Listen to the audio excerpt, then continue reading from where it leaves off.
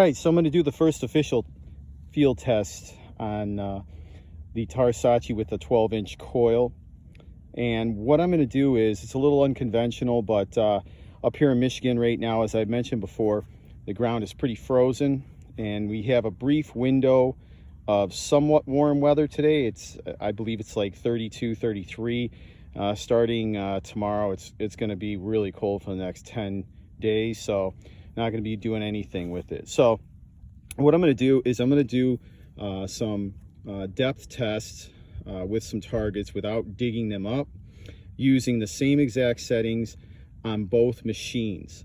And if you'll notice on this one machine I have, this machine does not have a speaker, so I have a Bluetooth speaker hooked up to it, so that one might be a little bit louder. That's the one with the stock coil. And as I mentioned, both machines will be set up with the same exact settings. All right, so let me explain how I'm doing this. First of all, I'm going to try both detectors in sensitivity setting at 7, threshold at -1. There's some EMI here in this area, so -1 just kind of knocks it out just a little bit.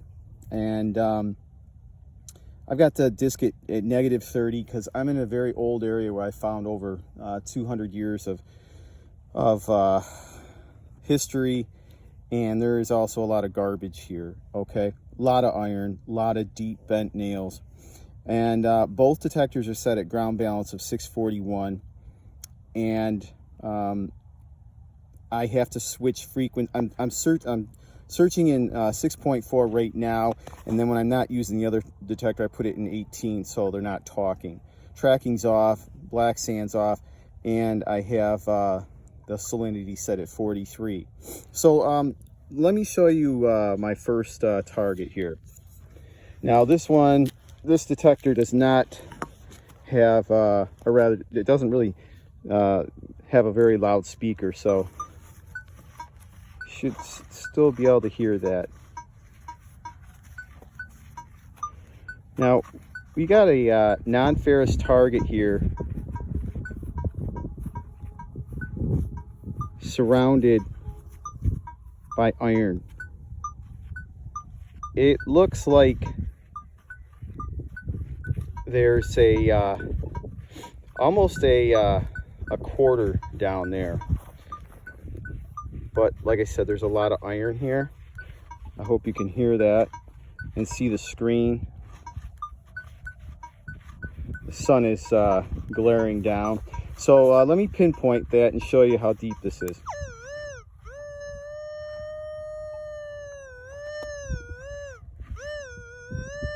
That is a deep target. Okay, we're looking at like 18 to 20. All right, that's a solid 8 inches.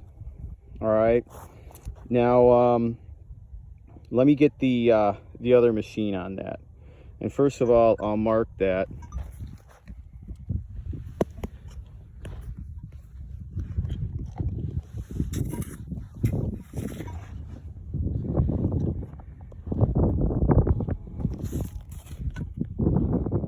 Okay, now here's the machine with the stock coil, and as you can see, I got the same settings.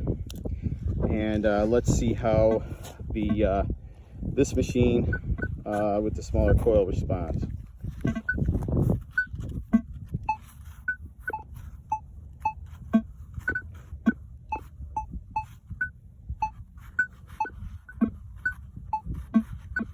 Okay, we're still hitting the target, but it's a lot more iffy, and I'm seeing a lot more negative numbers indicating iron. Let's hit the pinpoint.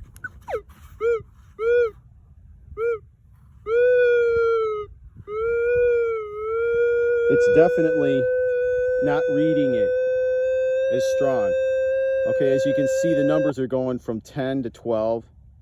Okay, whereas the bigger coil was going from 18 to 20. So Obviously, the bigger coil is reading it a lot better, a lot stronger.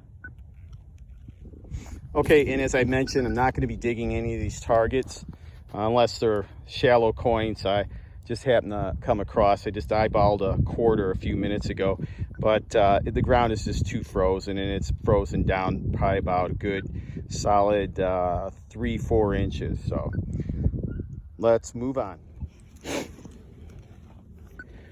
Okay, got something really interesting here. This is really deep, and what I did was I had to connect the Bluetooth to the other unit with the big coil, because I could just barely hear it, especially without headphones. However, let's see.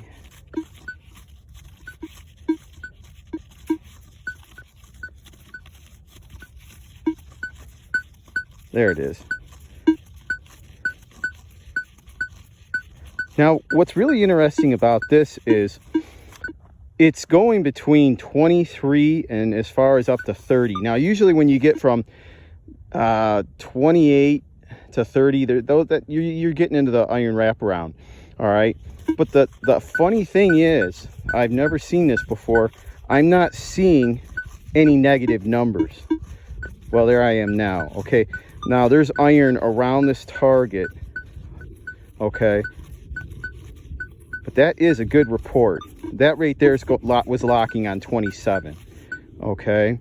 So let's try pinpointing it, see what we get.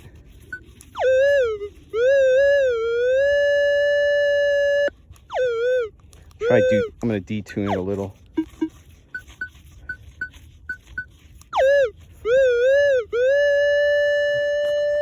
I hope you can see that.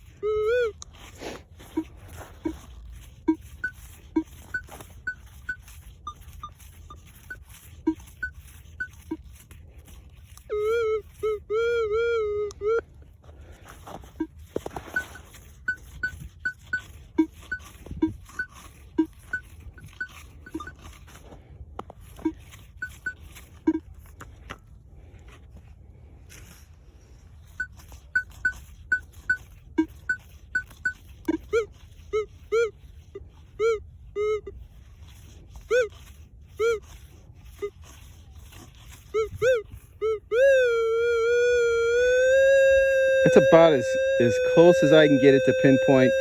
It's going from like 10 to 12.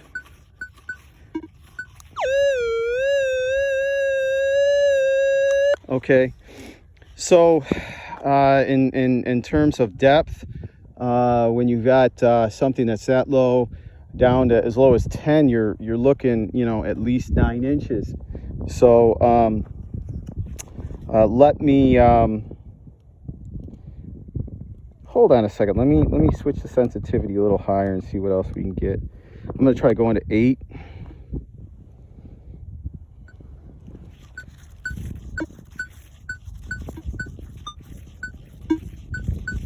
It's definitely even stronger.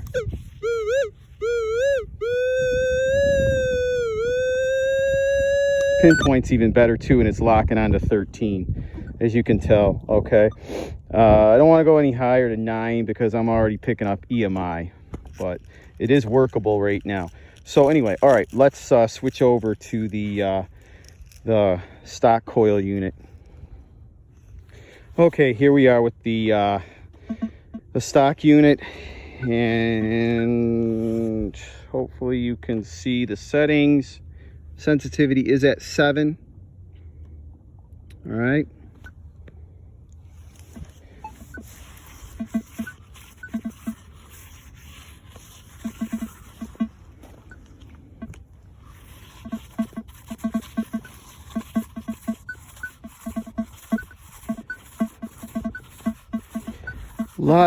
Lot of iron. a lot of low tones. It might be trying to peek through, but you know, I would just look at that as falsing. Let me raise the sensitivity to 8 like I did the other one.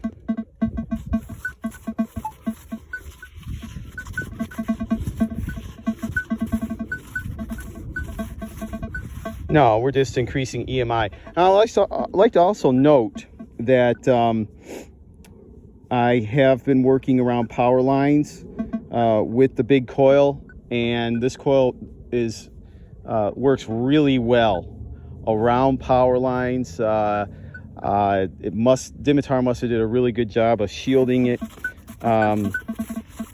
It just is very quiet. And it's funny the difference between the EMI we're getting between the two coils right now. So let me put this down to 7 again, and in case I didn't mention, yes, we are in 6.4 kilohertz.